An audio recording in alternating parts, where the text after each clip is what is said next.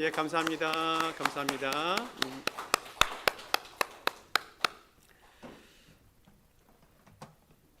무더운 여름을 지나가면서 봄에 심어 놓았던 상추나 깻잎이나 오이나 고추나 이런 것들을 얻어서 먹고 있는 그런 계절이 되었습니다. 집집마다 텃밭이 있어가지고 농사를 얼마나 잘 짓고 있는지 알 수 없습니다. 이 텃밭의 농사 이것들은 다 날씨와 또 계절과 관계가 있는 것 같습니다. 한국에서는 1년을 24계절로 나누어서 24절기를 지키게 되어지는데 그때 꼭 필요한 것들, 때에 맞춰서 해야 될 일들을 적기에 하게 되어집니다. 옛날부터 우리 조상들은 태양의 움직임을 따라서 24절기를 정하고 농사를 잘 지을 수 있도록 활용했던 것 같습니다. 봄비가 내리는 우수나 경칩이 되어지면 겨울에 힘들었던 또 눌렸던 작물들을 더 밟아주는 그런 계절이 되어지고, 고구라고 하는 것은 곡식 심기 좋은 비가 내린다는 의미가 있어서 준비를 하게 되어집니다. 망종은 밀이나 보리를 수확하고 모를 낸다는 그런 의미가 있습니다. 처서 김장 채소를 파종한다는 말이고, 또 한노에는 밀 보리를 심는 그런 계절이 되어지겠습니다. 상감, 그것은 설이 내리기 전에 곡식을 거두어야 하는 그런 절기를 이야기합니다. 겨울이 춥고 어둡고 아무리 험악해도 입춘이 되면 새싹이 나기 시작한다는 겁니다. 동풍이 불어오고 언 땅이 녹고 땅속에서 잠자던 벌레들이 움직이면서 나오기 시작합니다. 또 물고기가 얼음 속에서 움직이게 되어지고 수달이 물고기를 잡아다가 널어놓기도 한다고 해요. 기러기는 이제 북쪽으로 날아가고 초목에는 싹이 트기 시작한다는 겁니다. 절기가 오면 그 절기에 맞추어서 무엇을 해야 되는지 어떻게 해야 되는지를 찾아보게 되어지고 알게 되어집니다. 특별히 우리의 선조들은 절기 때 절기를 따라서 농사를 잘 짓고 생활 속에서 무엇을 해야 되는지 잘 판단하면서 살아갔던 것 같아요. 이렇게 우리 조상들도 절기에 따라서 삶을 잘 맞추어 갔는데, 성경에서도 7개의 절기, 3개의 큰 절기가 주어져 있습니다. 오늘 성경에서도 맥주절을 지키라, 수장절을 지키라 말씀하셨는데, 이 말씀을 하면서 주님이 이렇게 말씀하신 이유가 무엇인가 하면 기억해라, 잊지 말라 라고 말씀하고 있습니다. 니체 철학자는 이렇게 얘기해요. 사람은 망각의 동물이다. 얼마나 잘 잊어버리는지 알 수가 없어요. 근데 문제는 잊지 말아야 될 것은 너무너무 잘 기억하고 잊어버려야 될 것을 또 생각나는 이 반대 현상이 너무 많이 나타나고 있는 것 같습니다. 남에게 돈을 구워준 것 절대로 잊어버리진 않습니다. 또 다른 사람이 나한테 이상한 말을 한 것, 또 누가 모욕을 한 것, 또 한 대 얻어맞은 것, 이것은 밤잠이 오지 않을 만큼 기억하고 되새기는 것이 우리 사람의 마음입니다. 반면에 갚아야 할 돈은 너무 빨리 잊어버리는 것 같아요. 또 누가 내게 선을 베푼 것들, 또 감사해야 될 것들, 또 은혜들, 이런 것들은 너무 잘 잊어버리고 살아가는 것이 우리의 모습은 아닌가 하는 생각이 들어집니다.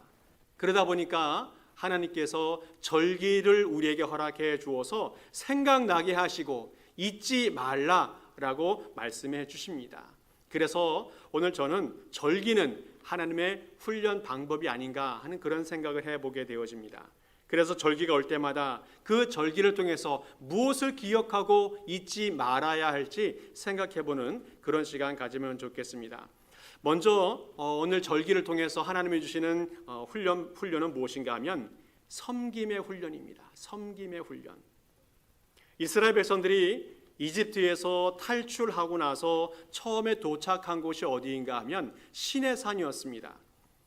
노예 신분에서 자유인이 되어졌기 때문에 이제 새로운 백성이 되어지고 새로운 삶을 살아야 되는데, 새로운 삶을 살기 위해서는 하나님이 새로운 법을 주시고 또 새로운 말씀을 주시고 새로운 생활 규칙과 또 새로운 삶의 모습들을 가르쳐주는 시간이 시내산 사건이 되어지겠습니다. 하나님께서 시내산에서 크게 가르쳐준 것이 세 가지로 정리해 볼 수 있다면, 하나는 율법의 말씀을 주셨고, 또 하나는 성막과 제사법을 주셨고, 또 하나는 절기를 주셨습니다. 그래서 이것들을 가르쳐 주시면서 지켜라, 순종해라, 섬겨라 라고 말씀하시면서 이런 규칙을 정해 주었습니다. 먼저 하나님께서 어떤 것을 섬기며 살아갈 것인가, 하나님을 섬기면서 살아가야 한다 말씀하고 있습니다. 17절 말씀 한번 같이 읽어보겠습니다. 시작. 내 모든 남자는 매년 3번씩 주 여호와께 보일지니라. 아멘. 1년에 한 번씩, 1년에 3번씩 예루살렘 성전에 가서 예배를 드려라 라고 말씀해 주었습니다. 한번 생각해 보니까 1년에 3번 정도는 쉽게 할 수 있을 것 같아요. 그렇지 않습니까? 우리는 매주마다 예배 오는데 1년에 3번만 예배 드리라고 하면 너무너무 쉬운 거 아닌가 하는 생각이 들어봅니다. 그런데 결코 쉬운 것이 아니라는 겁니다. 왜 그런가 하면 예루살렘에 모여야 하기 때문에 그렇다는 거예요. 어디 먼 시골에 있는 사람들은 이 절기를 지키기 위해서 예루살렘 성에 가기 위해서 몇 날 며칠을 걸어가야 합니다. 여러 날 동안 걸어가야 하고, 또 가서 잠잘 곳을 찾아야 합니다. 또 먹을 것도 준비해 가야 합니다. 또 하나님께 드릴 예물도 준비해 가야 한다는 겁니다. 큰 헌신이, 큰 섬김이 있어야 이 일이 가능할 수 있다는 거예요. 우리가 아는 대로 예수님이 절기를 지키기 위해서 마리아 어머니가 고향에 갔다가 잠잘 곳을 찾지 못해서 여관방이 없어서 마구간에서 잠을 자다가 거기서 아이를 출산했는데, 그분이 바로 예수님 아니었습니까? 잠잘 곳, 먹을 것, 걸어가는 것, 얼마나 불편한 것이 많이 있는지 알 수가 없습니다. 그러나 이 날은 하나님께 예배하는 날이기 때문에, 하나님을 섬기는 날이기 때문에 실천하고 순종했다는 겁니다. 하나님께 예배하는 것, 그것은 큰 결단과 헌신과 희생이 있어야 가능하다는 겁니다. 우리의 성도님들도 주일에 교회 와서 예배 드리는 것, 이거 매주마다 열심히 오는데 이게 습관처럼 오시는 것도 아니고 쉬운 일은 아니라는 겁니다. 많은 것을 포기해야만 올 수가 있다는 거예요. 잠을 포기해야 되고, 또 친구들과의 약속을 포기해야 되고, 또 장사하는 분들은 많은 수입을 포기해야만 하나님께 예배 드릴 수 있다는 겁니다. 시간을 포기하고 또 돈을 포기하고 하나님께 나와야 예배가 되어질 수 있다는 겁니다. 또 여러 봉사하는 분들은 식사를 준비하고 또 라이드 봉사해주고 또 찬양 준비하고 영상 준비하고 준비하는 것들이 많이 있어야 하나님께 예배를 드릴 수가 있다는 겁니다. 하나님께 예배하는 것, 절기를 지키는 것, 주의를 지키는 것, 이것이 얼마나 중요한지를 다시 한번 우리에게 깨우쳐주는 그 시간이 이 절기를 지키는 시간이 되어진다는 겁니다. 주일은 하나님께 예배 드리는 날입니다. 주일은 하나님을 섬기는 날입니다.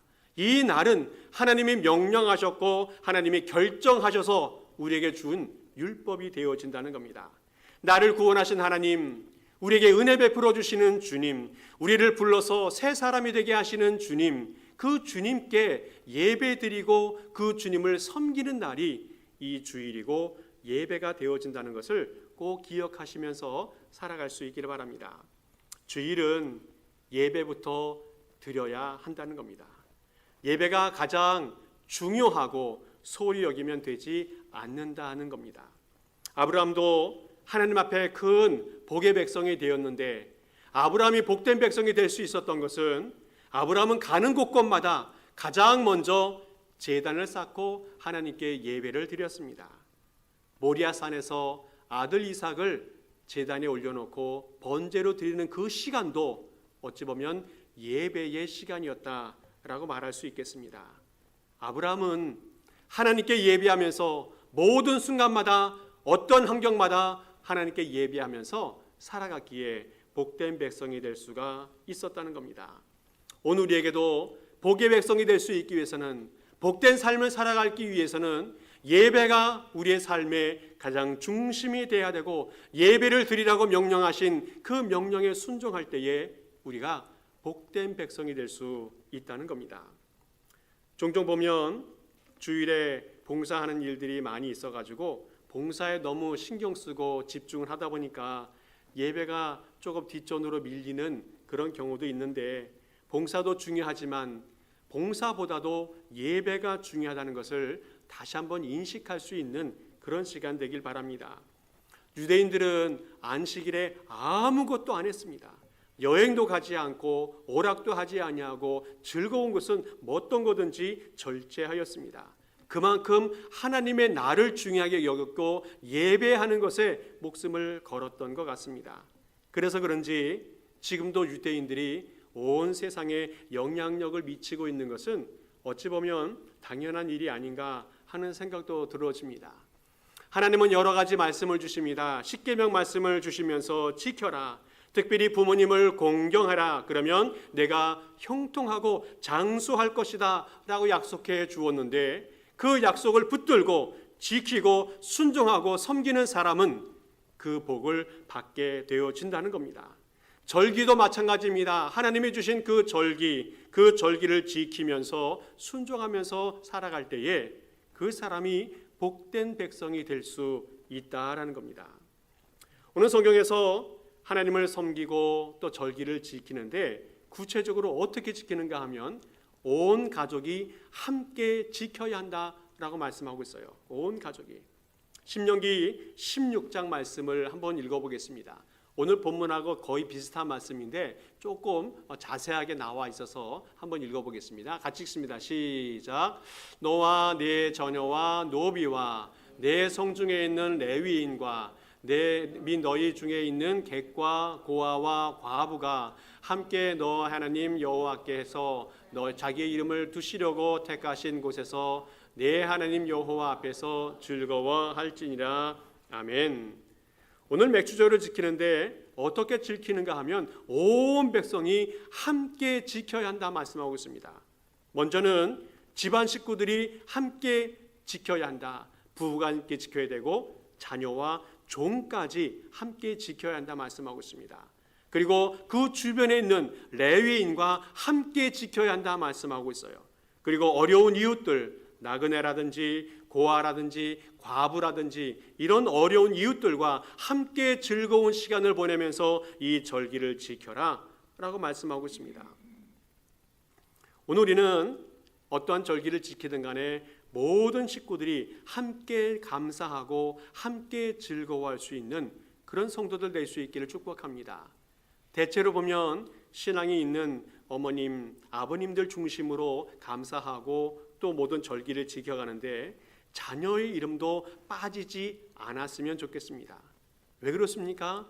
부모님만, 아버지, 어머니만 하나님의 복의 백성이 되는 것이 아니라 자녀들도 하나님의 복의 백성이 되어야 한다는 거예요. 뿐만 아니라 가정에서 부리는 종들도 함께 즐거워하고 함께 감사할 수 있어야 한다 말씀하고 있습니다. 잘 사는 사람들만 감사하고 즐거워하는 것이 아니라 생활이 어려운 사람들도 즐거워하고 감사할 수 있는 그런 절기가 되어져야 된다. 그래야 하나님이 이 땅에 하나님의 복을 주신다 말씀해 주고 있습니다.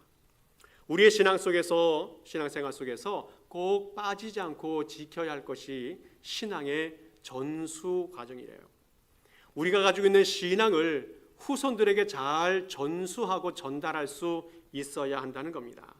신앙을 되물리면 한다는 것, 후손들에게 나누어 준다는 것, 이것은 하나님의 큰 축복이라는 겁니다. 부모님은 하나님을 믿는 신앙을 자녀들에게 전달하는 통로가 되어져야 됩니다. 하나님은 하나님을 믿는 그 신앙을 자녀들에게 전달할 수 있는 권한을 부모들에게 위임하였습니다. 그래서 부모님들은 육신의 생명을 자녀들에게 주지만 영적인 생명도 전달해 줄 수 있어야 합니다. 육신만 책임지는 것이 아니라 영혼의 생명도 책임질 수 있는 의무가 우리 부모에게 있다는 사실을 꼭 기억하면 좋겠습니다. 요즘 보면 가정에 많은 위기가 오는데 어떤 위기입니까? 그것은 부모님이 자녀들의 머리에 손을 얹고 축복하는 기회가 없어져 버렸다는 겁니다. 또 자녀들은 부모님이 손을 얹고 축복 기도를 해도 그 기도를, 그 축복을 믿지 않는 시대가 되어져 버렸습니다. 이것이 우리 기독교의 가장 슬픈 일이 아닌가 하는 생각이 들어집니다.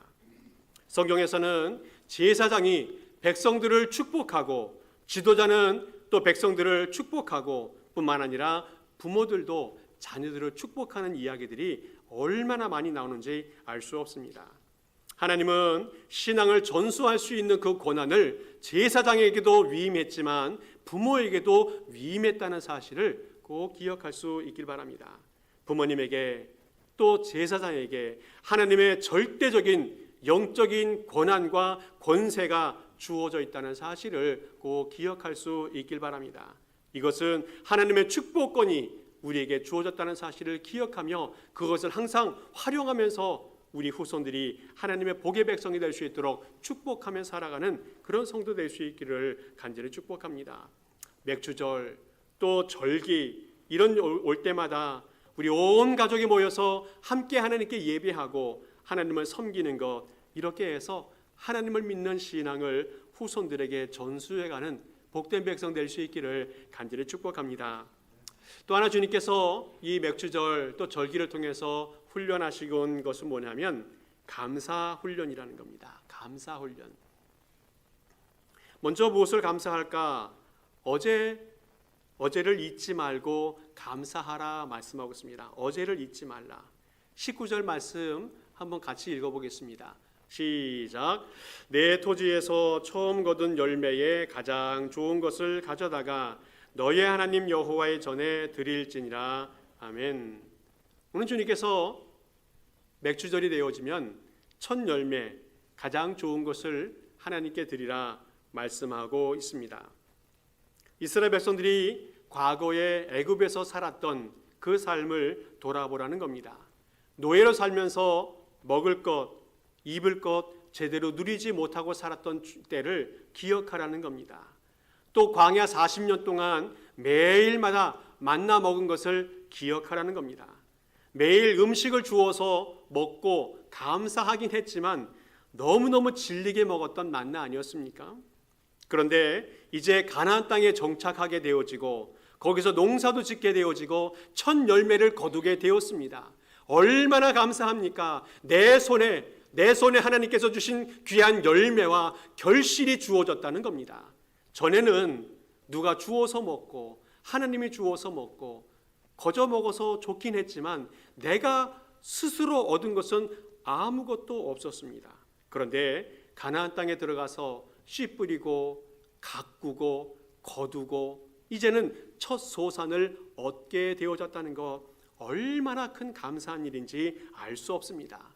무엇을 말합니까? 이제는 노예의 삶이 아니라 내 스스로가 살아갈 수 있는 자유인이 되었다는 것을 상징하는 것이 첫 소산물이고 이것을 하나님께 드릴 수 있다는 겁니다. 자유를 주시고 행복을 주시고 새 인생을 허락하신 하나님께 감사하는 것, 얼마나 큰 축복인지 알 수가 없습니다. 이것을 가지고 하나님께 감사하는 삶을 살아가라. 이것이 절기의 훈련이라는 겁니다. 제가 신학교 다닐 때 교수님이 강의 시간에 들려준 이야기입니다. 이분이 이제 공부하면서 유학을 갔었는데 그 유학생 중에서 유월절을 지키는 유대인들이 있었는데 그 가정에 초청을 받았다고 합니다. 그래서 그 유월절 잔치에 초청을 받아가지고 갔는데 온 식구들이 다 모여서 한 식탁에 둘러 앉았다고 해요. 그러면 그때 항상 하는 것이 뭐냐면 가장 어린 아이가 가장 나이 많은 분에게 질문을 던집니다. 오늘이 무슨 날입니까? 라고 물어봐요. 왜 오늘 모여서 이런 잔치를 합니까? 물어본다고 합니다. 그러면 이제 그 나이 많은 할아버지가 이야기를 해줘요. 유월절 이야기를 쭉 해준답니다. 근데 그 유월절 이야기가 1, 20분 가지고 될 이야기가 아니에요. 1시간이 가고 2시간이 가고 3시간이 가고 그러면서 그 있었던 이야기들을 쭉 이야기해줘요. 하나님께서 이스라엘 백성들을 어떻게 구원해 주셨는지, 이스라엘 백성들이 노예로 살면서 어떠한 고통을 당했는지, 하나님이 10가지 재앙을 통해서 얼마나 놀라운 역사를 일으켜 주셨는지 그런 이야기들을 쭉 이야기하다 보니까 1시간, 2시간, 3시간, 4시간이 지나가요. 그러면서 마지막은 뭡니까? 그래서 감사해야 된다. 감사해야 된다. 오늘 이야기는 해마다 반복되는 이야기예요. 그런데 저는 생각해 봤습니다. 두 번째로 나이 많은 분은 해마다 몇 번을 들었을까? 연세가 80대 되신 분이 설명을 해줬다면 79살 된 분은 79번을 해마다 들어야 돼요. 무엇을 이야기하고 있습니까? 잊지 말아라. 잊지 말아라. 뼛속까지 새기며 살아가라는 것을 말씀해 주고 있어요.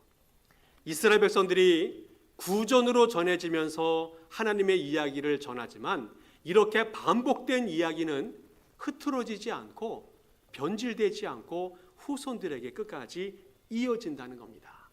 오늘 주님께서 절기를 지키는 백성들에게 말씀하고 있습니다. 잊지 말고 감사하라. 과거를 잊지 말고 감사하면서 살아갈 것을 강조해 주고 있습니다.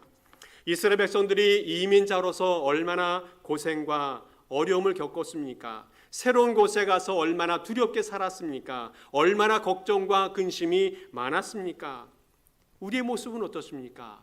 우리의 모습도 이민자로 살아가면서 미국에 곧바로 이민 오기도 하였지만 남미에 들렸다가 이민 오기도 하고 어떤 사람은 이민으로, 어떤 사람은 유학으로, 어떤 사람은 취업으로 여러 가지 방법으로 다양한 삶을 살면서 이곳에 모였습니다. 그런데 기억해야 할 것은 지금 우리가 잘 살고 있다는 겁니다. 그러면 감사해야 한다는 겁니다. 가정을 꾸리고 자녀가 잘 자라고 또 먹고 살 수 있는 것이 있다면 감사하면서 살아가야 한다는 겁니다. 이민 와서 고생한 이야기하면 여러분들도 아마 한두 시간 가지고 안 될 겁니다. 수십 시간을 이야기해도 고난받은 이야기, 어려운 이야기 많이 있을 겁니다. 그러나 그 모든 이야기의 결론은 무엇인가 하면 감사라는 겁니다. 감사.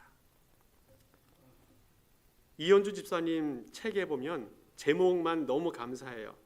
돌아보면 발자국마다 은총이었네. 돌아보면 발자국마다 은총이었네. 이 책은 읽지 않아도 제목만 봐도 그냥 은혜가 되는 것 같습니다. 오늘 우리의 삶 속에서도 과거를 돌아보면서 감사가 열매 맺어지는 우리의 성도 될 수 있기를 간절히 축복합니다. 또 무엇을 감사하는가 하면 오늘을 돌아보면서 만족하면서 감사하며 살아가야 한다는 겁니다. 금방 말씀 읽은 거 제가 다시 한번 읽어드리면 내 토지에서 처음 거둔 열매에 가장 좋은 것을 가져다가 너희 하나님 여호와의 전에 드릴지니라. 오늘 하나님께서 가나안 땅에 정착하는 과정 또 그리고 그 후에 하나님께 소산물을 드리라 말씀했는데 가나안에 정착하는 과정이 어떻겠는가 한번 생각해 봅니다. 가나안 땅에는 이미 7 족속이 잘 살고 있었어요. 그 땅을 하나님이 주시긴 했는데 그 땅을 얻기 위해서는 수많은 전쟁과 또 치열한 싸움을 통해서 그 땅을 얻게 되어집니다. 공짜로 얻어진 것이 아니었다는 거예요. 얼마나 많은 힘든 고난과 두려움이 있었는지 알 수 없습니다. 그러나 잘 물리치고 그 땅을 차지하게 되어집니다. 또 성경 말씀 읽다 보면 하나님께서 이 땅을 너무 빨리 정복하게 되어지면 짐승들이 번성할까 두려워서 하나님께서 찬찬히 정복하게 하신다는 말씀을 해주고 있어요. 하나님은 이스라엘 백성들을 사랑해서 정말 세밀하게 돌보시고 인도하시는 그 모습을 보게 되어집니다. 또 새로운 환경에 적응하기 위해서는 풍토병도 어려움이 있을 수 있는데 하나님이 잘 막아주셔서 정착을 잘할 수 있었습니다. 오늘 우리가 감사할 때에 조건을 따지지 말고 감사할 수 있어야 한다는 겁니다. 만족한 조건이 항상 있어서 감사하는 것이 아니라 어려움이 있고 힘든 일이 있어도 감사할 수 있어야 한다는 겁니다. 가나안에 정착할 때 이스라엘 백성들이 전쟁을 하고 새로운 삶을 적응하기 위해서 고난받고 힘들고 또 농사 지으면서 새로운 일에 도전해야 되는 힘든 가정, 그러나 하나님은 그 모든 일들 속에서 하나씩 도와주고 인도하시면서 열매를 맺게 해 주셨다는 겁니다. 감사하면서 살아가야 한다는 겁니다. 오늘을 감사하되 범사에 감사해야 된다는 겁니다. 우리가 누리는 것, 지금 우리가 누리는 것, 이것은 옛날에 왕들이 누렸던 것보다 더 많은 것을, 더 좋은 것을 누릴 수 있는 것 같아요. 그리고 지금 우리가 미국에 살면서 누리고 있는 것들은 세계 어느 나라에서도 누릴 수 없는 더 많은 것들, 복된 것들을 누리면서 살아가고 있다는 겁니다. 우리 이민 초기에는 고생도 많이 하고 어려움도 많이 겪었지만 지금 우리는 안정된 삶을 살아가고 있다면 감사하면서 생활할 수가 있어야 한다는 겁니다. 감사는 저절로 되는 것은 아닌 것 같아요. 감사를 찾아야 된다는 말씀이 있습니다. 마음을 바꾸고 또 감사할 것이 무엇이 있는지를 찾아보면 우리의 마음속에 감사가 가득 채워지는 것 같아요. 얼마 전 모범적으로 잘 살고 있는 연예인 부부가 있는데 그 부인이 이런 이야기를 해요. 감사한 일은 찾아야 한다는 거예요. 찾아야 된다. 그래서 가정 안에서 어떤 감사를 찾았는가 하면 별로 이렇게 깨끗한 이야기는 아닌데 항상 화장실에 가서 볼일을 보지 않습니까? 근데 여성분들이 가끔 가다 보면 이 변기 뚜껑이 다 열려 있으면 당황할 때가 많이 있습니다. 근데 언젠가부터 이 변기 뚜껑이 항상 닫혀져 있는 것을 이 부인이 발견하게 되어졌어요. 남편이 볼일을 보고 이 뚜껑을 항상 닫아 놓았습니다. 이것이 어느 날 눈에 보였어요. 그래서 그때부터 그 사람이 감사하다는 마음을 갖게 되었다는 겁니다. 우리의 삶 속에서는 큰 것도 감사하지만 작은 것 하나라도 남의 배려를 보고 감사할 수 있다면 그 마음이 복된 마음이라고 여겨집니다. 오늘에는 감사의 눈을 가지고 주변을 돌아볼 수 있길 바랍니다. 내게 고마운 분들이 얼마나 많이 있고 내게 고마워야 될 일들이 얼마나 많이 있습니까? 그리고 우리는 입술로 감사하고 또 우리 주변의 식구들에게 고마워할 수 있는 그런 마음을 전달할 수 있길 바랍니다. 주변 사람들에게 옆에 있어 주셔서 감사합니다. 살아 있어서 감사합니다. 도와주어서 감사합니다.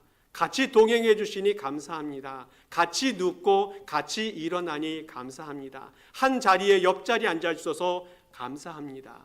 이것이 우리의 고백이 될 수 있기를 바랍니다. 그래서 이 감사의 계절에 감사가 열매 맺어질 수 있는 복된 백성 있기를 간절히 축복합니다. 마지막으로 또 하나 기억할 것은 내일을 준비하면서 감사하면 좋겠습니다. 19절 마지막에 보면 이런 말씀이 있어요. 너는 염소 새끼를 그 어미의 저주로 삼지 말지니라. 너는 염소 새끼를 그 어미의 저주로 삼지 말지니라. 이 말씀은 이 맥주절 절기에 왜 나왔을까? 아무리 주석을 찾아봐도 안 나와요. 왜 그런가 하면 오늘 내용을 보면 염소 새끼를 어미의 저주로 삶아버리는 이 잔인한 행위를 하지 말라고 주님께서 금기했어요. 이것은 그 당시에 생명을 존중해야 되는데 생명을 경시하는 야만적인 행위를 금지하라는 말씀도 되어지고 고대 가나안 사람들은 이렇게 하면 음식 맛이 더 좋기 때문에 이렇게 하기도 하고 또 어쩔 때는 주술적인 방법으로 미신적인 방법으로 이렇게 했는데 이런 잔인한 방법을 사용하지 말라고 금기하고 있습니다. 이 말씀을 저는 며칠 동안 앉아갖고 읽으면서 이 말씀이 무엇일까 생각해 보면서 염소 새끼는 우리의 다음 세대가 아닌가 하는 생각이 들어져요. 우리 다음 세대가 희생되지 않도록 보존해야 된다는 겁니다. 다음 세대가 잘 살아갈 수 있도록 불필요한 행위를 하지 말고 악을 행하지 말 것을 당부해 준 것이라고 여겨집니다. 오히려 다음 세대를 위해서 꿈을 심고 소망을 심고 비전을 심어주는 삶이 되어져야 된다는 것을 말씀해 주고 있어요. 절기를 지키면서 특별히 다음 세대가 더 바로 살 수 있도록, 더 축복이 될 수 있도록 복을 베풀어주는 삶을 살 것을 이야기해주고 있다는 겁니다. 제가 아는 어떤 권사님이 있는데 이분은 목사님의 딸로 잘 자라고 큰 기업의 며느리로 시집을 가게 되어졌습니다. 겉으로 볼 때는 아무 문제 없고 행복하게 살아갈 것처럼 여겨지지만 결혼한 후에 얼마 안 되어서 남편이 평생토록 아팠어요. 그래서 가끔가다 전화하면 잘 지내십니까? 지금 병원입니다. 병원을 들락날락 얼마나 많이 들락날락거리는지 알 수 없고 그 남편이 항상 아프기 때문에 제대로 생활을 하지 못하는 그런 환경이었습니다. 이민을 와가지고 돈이 많으니까 잘 살 것 같은데 신분 문제가 해결되지 않아가지고 정말 고생 많이 하다가 간신히 신분을 회복하기도 했습니다. 또 이민을 와서 아이들을 잘 교육하였는데 새 아이들을 정말 잘 키웠어요. 그래서 모두가 다 거의 아이비리그급에 있는 학교들을 가게 되어졌는데 문제는 제대로 직업을 갖고 있는 아이들이 하나도 없어요. 그리고 최근에는 큰 아들이 많이 아팠는데 감사하게도 결혼도 하고 아이도 낳았어요. 근데 갑자기 심장마비가 와서 하늘나라로 떠나버렸습니다. 이 권사님의 마음이 어땠을까 돌아봅니다. 그 마음속에 원망도 불평도 이제까지 신앙생활 열심히 잘했는데 왜 이런 일이 있을까에 대해서 아마 불평도 있었을 거라는 생각이 들어집니다. 그런데 그분은 얼마 전부터 죽은 아들을 생각하면서 하나님께 거액의 장학금을 헌금하게 되어져요. 그러면서 하나님, 내 아들은 죽었지만 어린 아이들을 키우고 후원하는 일에 쓰여지길 원합니다. 이분은 비록 자신은 불행한 결과가 있었지만 내일의 꿈을 위해서 헌신하는 삶을 살아갑니다. 나는 아프지만, 나는 고통이 있지만, 나는 슬프지만 이 슬픔과 고통을 거룩함으로 승화해가는 그런 권사님의 모습을 보고 정말 눈물이 뜨거워졌습니다. 오늘 우리에게는 어떻습니까? 내일을 위해서 우리는 무엇을 심고 있고 또 무엇을 감사하면서 살아가고 있는지 우리 자신을 한번 돌아보면 좋겠습니다. 하나님께서는 우리의 내일을 책임지십니다. 우리의 내일을 붙잡아주고 계십니다. 믿고 감사하고 살아간다면 우리의 내일도 분명히 활짝 열릴 거라 믿습니다. 말씀을 정리합니다. 오늘 상반기 6개월을 지나가면서 복이 있는 백성이 될 수 있기를 간절히 축복합니다. 우리의 신앙 속에서도 얼마나 많은 감사한 일이 있었습니까? 오늘 우리 교회 18주년도 맞이하고 부활절 예배, 또 지붕공사도 은혜 가운데 잘 마치고 또 얼마 전에 뮤지컬도 보고 오고 또 VBS도 잘 마치게 되어지고 또 가정에서도 수많은 사건이 있었지만 이제까지 잘 살아오게 되었는데 가장 행복할 때 누가 생각나야 됩니까? 하나님이 생각나야 됩니다. 그리고 감사해야 됩니다. 반대로 가장 어려울 때 누가 생각이 나야 됩니까? 하나님이 생각이 나야 됩니다. 그리고 그 하나님께 기도하면서 이겨나갈 수 있길 바랍니다. 그래서 이 맥주절에 또 이 절기에 잃어버렸던 감사도 회복되어지고 멀어졌던 감사도 다시 돌아오게 되어지는 복된 절기 될 수 있기를 간절히 축복합니다. 함께 기도하겠습니다. 하나님 감사합니다. 전반기를 돌아보면서 감사를 드립니다. 입술로 감사하게 하시고 몸으로 헌신하며 감사하게 하시고 물질로 감사하는 그런 삶을 살아가게 하옵소서.